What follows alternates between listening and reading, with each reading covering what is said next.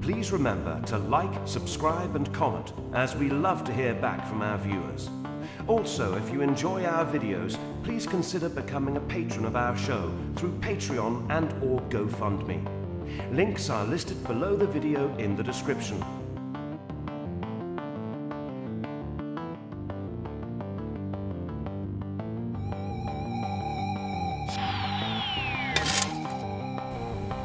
From the deepest, darkest recesses of Dangerous Nerds headquarters, Keith Moncrief and Gerry Kissell.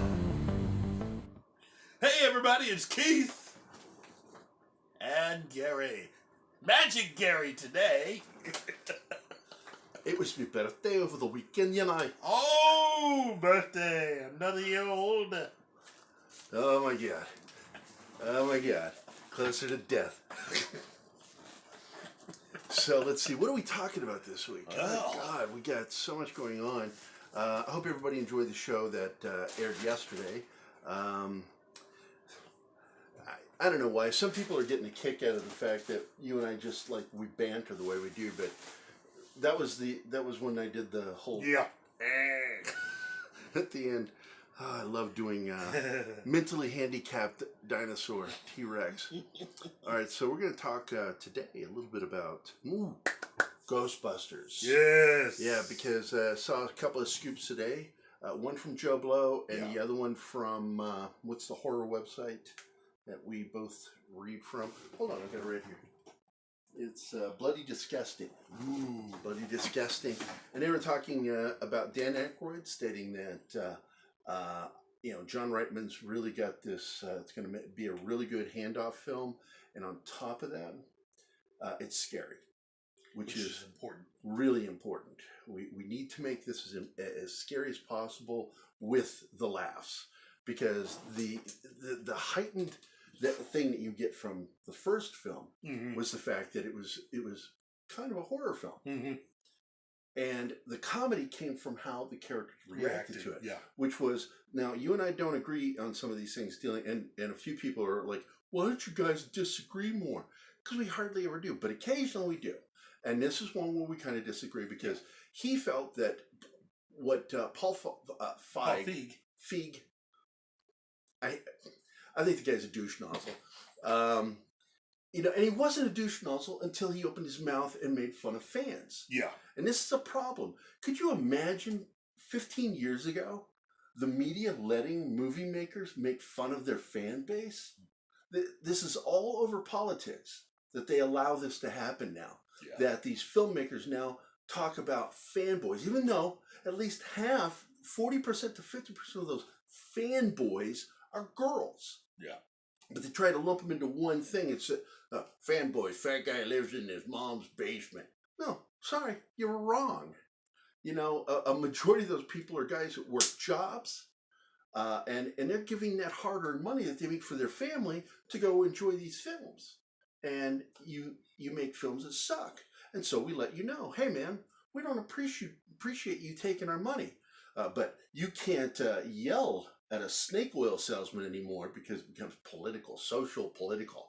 Basically, the lesson that a lot of these studios and actors and others need to take from this is, you notice who's sitting on the top of the heap right now is Marvel Studios and Disney. You notice how Kevin Feige and all the actors connected to the MCU, no matter what you may think of them, they treat the fans kind of sort of nice. They have a certain way of doing things, and it pretty much just helps them remain on top. Yeah, up until really Brie Larson, you didn't see any negative press towards the fan base. You know, and even she was very limited, because I think Kevin Feige keeps her reined in a little bit. And it's like, hey man, you got to tighten up your ship. You know, because you're not here to promote you're here to promote the show. But you know, for these shows and for Game of Thrones, and I enjoyed it to a certain degree. For them to attack the fan base because the fan base went out and did this, want to remake the whole season or finale or whatever, which is stupid. Yeah. You know, you can't do that. It's never going to happen.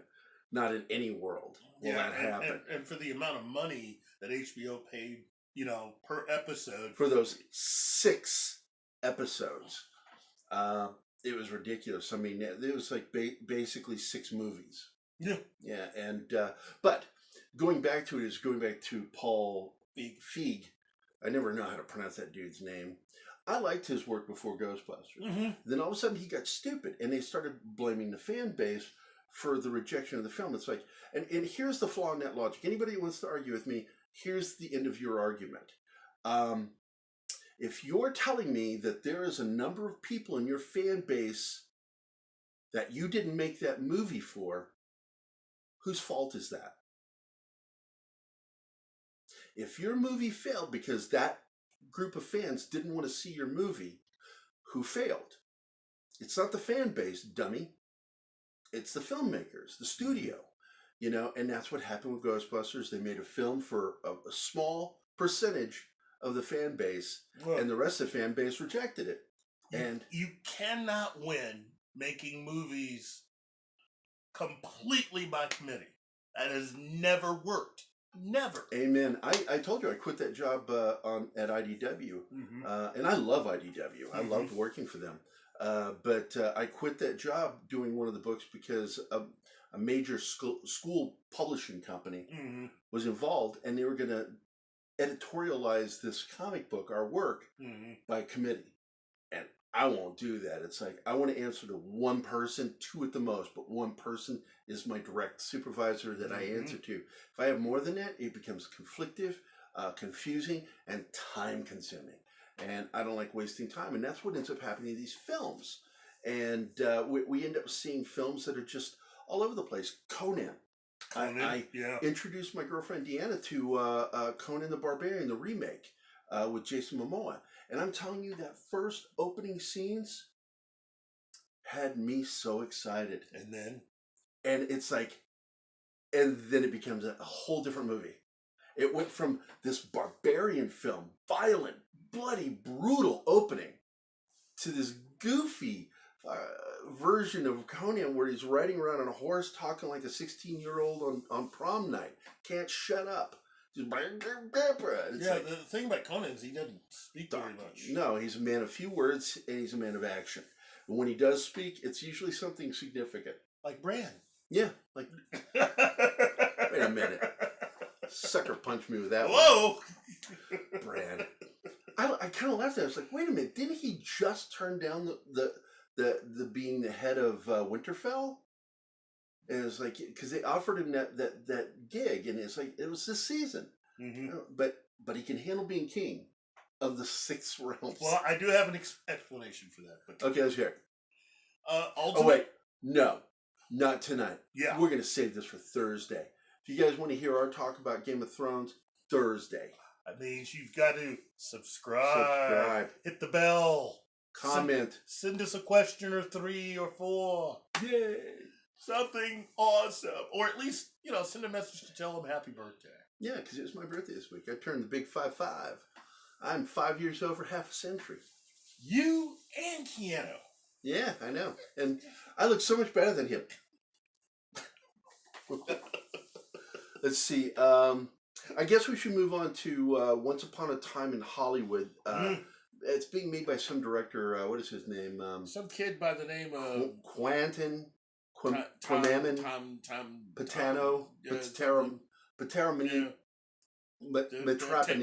Metronome. Tiramisu? Quantum Metronome. There we go. Anyway, Quentin Tarantino's, what is this, his 6th film? Yeah, it's like, eventually he's going to get it right. And I got to tell you, I watched the trailer today for it. It was really good. It was good. So I'm hoping that this is going to be a good film. And a lot like with his other films, he's created this Tarantino-verse. Yeah. Where each one of, even the Hateful Eight is connected to films that took place in the 90s and the 2000s. And Vincent Vega is the brother of the character that cuts the dude's ear off in Reservoir Dogs. Yeah. That does the dance. In fact, the beginning of the Tarantino verse were a lot of characters that should have been in Reservoir Dogs, and for whatever reason, either were running away from the cops, had left the country, like in the movie Killing Zoe, or were incarcerated and waiting to be released.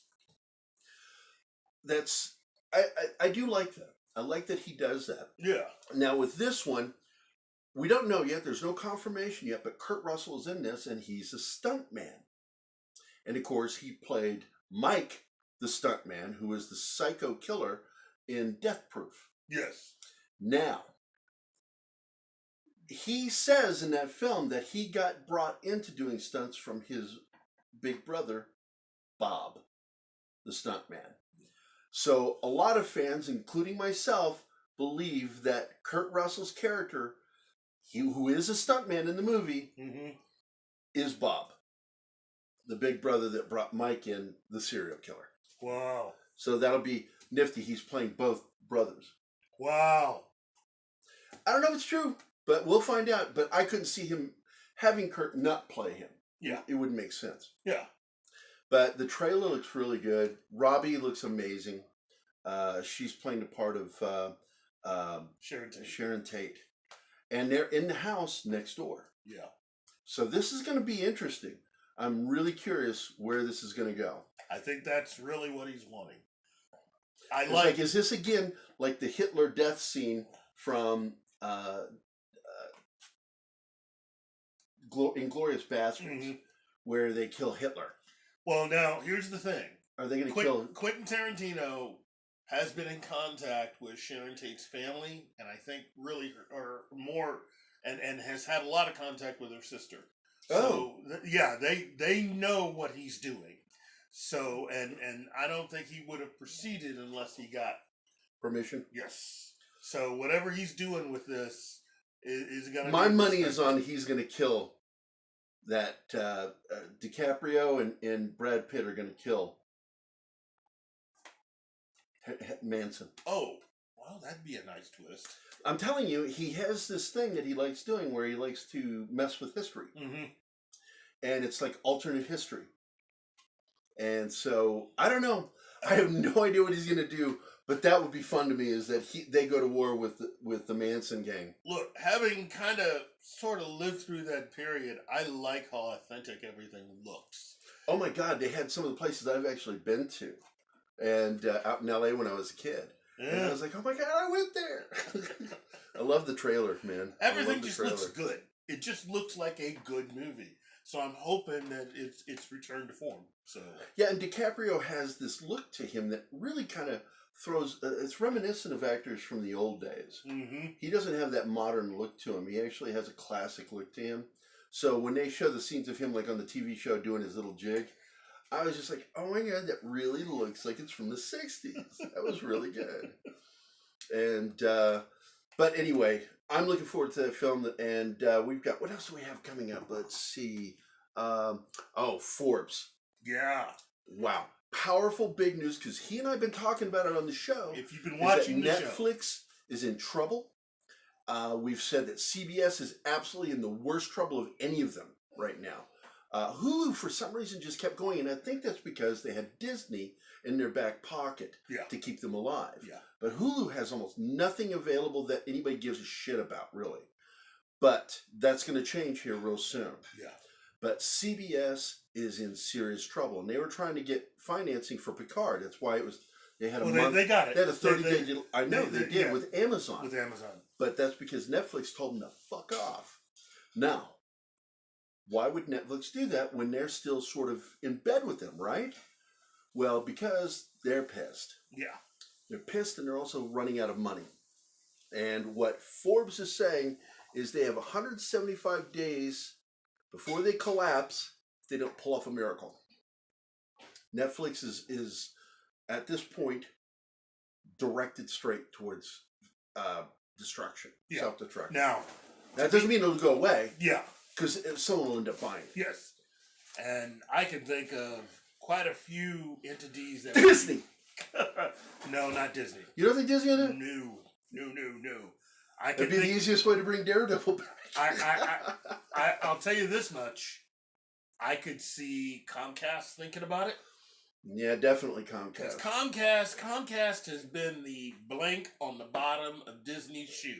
Every time Disney's done some sort of a major deal, eventually, before the deal can be concluded, they've had to go through Comcast. I consider Comcast to Disney more like that jerk in high school that would come around the left of you and reach around and touch you on the right shoulder, and go around the other side and you turn the other way and not know who the hell just touched me, and they're just going on down the hallway. Laughing. That's Comcast. Yeah. Going, and they've done it successfully because over the last year there have been 2 major deals that Disney's had to do, and both of those deals have only concluded after shelling out money to Comcast, and now Comcast. Yeah, because Comcast really boned.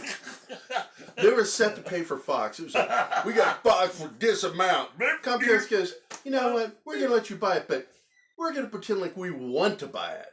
And we're going to drive that price up just to mess with you. Well, they did end up getting something out of it. They took something out of the deal that Robert Iger, the CEO, really, really wanted. And that was the British company, ITV. Oh, ITV, that's They right. took it. Because that was, they wanted to get into that foreign market, and Disney lost it. And Comcast got Took it. God, they are dicks, man. I like that, though. And no. The dick move was then announcing, hey, while everybody else is doing the whole streaming thing, we're not going to get too excited because we've decided to be all ad revenue based. And then we're going to offer what we have for free. Which boned CBS big time because it's like, oh my God. Look, ABC and NBC are taken care of. Once November happens, I mean, ABC's part of the Disney. Yeah, and NBC just announced, hey, we're getting around this by just offering free to everyone. So it's all the benefits of what you would get with all this other stuff, except that we're free for you now because we're ad revenue based. And CBS is left holding the bag because it's like, Yeah, CBS did not think this through at all. Let's launch with just Star Trek. And then, like, a year later, we'll add Twilight into it and make it really, really woke as fuck. So everyone will love it. Why doesn't everybody love it? Because it's woke as fuck. We are sharing our emotions. But we are so very woke. I want to drop this in here because I'm pretty stoked about this. Tomorrow is the drop of the new Terminator. What's it called? Dark Fate. Yeah, Dark Fate. Yeah. Trailer. So Thursday is the big day. You gotta watch. So I'm really excited for that. I love Arnold, and I'm sure you saw what happened with him this weekend, right? Yeah. Some psycho down there in South Africa decided to jump kick him, and the funny part is when you see it from one angle, it looks really bad from the front because he goes flying past the camera and shit. Mm-hmm. But then you see it from the side view, and you realize this scrawny dude didn't really knock the hell out of Arnold. He just kind of bumped into other people and knocked them down. And Arnold turned around, oh, what's going on? Did somebody brush against me? And that guy starts yelling, help me, I want give me a Lamborghini. Give me a Lamborghini. Yeah, I'll get you a Lamborghini. Help. But first you owe me a kneecap. Yeah, the security really was lax there. That shouldn't have happened. Yeah, he shouldn't have got that close. The security should have been around behind him. That shouldn't have happened. But he's such a nice guy, even though he's fully professional, he'll probably not punish his security guys. But that was not good. They should have had his back better than that. Yeah. Nobody should have got a kick in on that guy. But either way it goes, we love you, Arnold Schwarzenegger. And even though you don't watch this show, you should. And we hope you are okay and keep making badass movies at 71. Awesome. I know, 71 years old. I want to be doing that. That's the thing that kid gets to brag about. I kicked a 71-year-old man. That's nothing to write home about. I'm telling you. I mean, there's a lot of 70-year-old actors I wouldn't want to mess with. Arnold's one of them. Arnold's definitely one of them. Getting on to the next one, which is just real quick. I don't know how to pronounce his last name. Lee Whannell? Is it Whannell? Yeah, Lee Whannell. He's of course directing the Invisible Man. Yes. And so we've got word that it has a release date for 2020. So, and it is going to be scary. That's the other thing. So we've got 2 announcements of films being scary, because that was the thing I complained about with the stupid. I know my daughter loves the Mummy franchise from the 2000s. I hated the things, and there's nothing worse than seeing a horror franchise turned into an action adventure thing with comical overtones, and that's what became of the Mummy under Brendan Fraser. Love Brendan, good guy. Not a fan of that franchise. And then we hear that Tom Cruise is going to step in there, and oh boy, it's going to be scary. It was not scary. And then he and Alex Kurtzman get together, and Kurtzman's go, I got an idea. Let's ruin this. It's what I do. It's Alex Kurtzman's thing. Yeah. It's the spin that he puts on everything that he touches. Star Trek 2009 to 2013 or whatever it was. Yeah. He does 3 movies. Boom. Killed him. Now we're not going to probably get any Star Trek movies for a while. Transformers. Then you get, oh my God, Alex Kurtzman is just Kurtzman. He's a curse. Yeah. The curse of Kurtzman. Take a vacation. Take some time off. Come back in 40 years when you have an original idea. I'm sure Roberto Orci will help you fit. Oh. Orci won't do shit for that guy. Forgot you guys broke up. I'm sorry. So, Orci should have been on all of it. Discovery and the Star Trek movies. Well, but then they would have had a shot of being good. Yeah, I know. Yeah. There you are. So next is, of course, John Wick kicked ass over the weekend. Not just in the movie, but with the movie. The last time I checked, I'm not sure where it's at now, it was at 95 million. And that was on Saturday. Yeah. And immediately, Lionsgate announced they greenlit the next film to be released in 2021. Yes. And somebody goes, wait, is that a spoiler? Does that mean that John Wick lives? I said, no, not necessarily. Even though he is the star of John Wick, it doesn't mean he survived.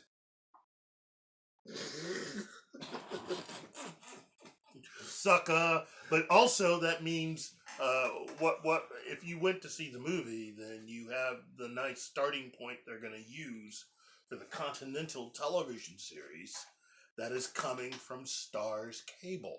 And it's going to be badass. I'm looking forward to that. Oh. And I love the fact that he is going to appear in it. It's not just appearing in it. If you've been following the reports, the man who originally created all of this, when he sold the script to the production company that was making it, Keanu found out about it, and the 2 of them worked together on redoing the script to make it what it eventually became. Keanu has been very participatory as far as all the characters and the character development and the world building. Well, he's been engaged with TV. Because he produced Swedish Dicks with that Swedish actor who's been in a lot of movies since the 80s. Yeah. Great. I enjoyed the series. It got canceled like that. Yeah. Got 1 season. But it was a fun series. Yeah. But I think he got a taste of doing episodic television, which was something he had never really done. Yeah. Well, again, he reiterated that he's not the star of the Continental. But he's in it. Well, he'd be willing to make cameo appearances, okay? The actual, this series is going to be built around a brand new character who has just found himself introduced to the life, introduced to all of this. And it's going to be used as a great way of getting everyone into the mythology of John Wick's world and to understand all the stuff that people have been asking questions about. What exactly do the coins actually mean? Is there a monetary value to that? Yeah. Who's the high table? How does all that work? Well, I was about to say something that was going to give something away from the new movie, but it'll all make sense when you see the Continental. Now, exactly. The actor that plays Winston has stated at this point that it looks like he will not be a part of the series. He's one of my favorite characters. I know, but there's still time. They haven't actually started shooting. Because he's yet. a major part of the damn. I get it. Continental. I get it. But he's available for all the movies. So my thing is, it could be to where, as the manager, you will hear about the manager, you just won't see the manager. All right. Well, that is what it is.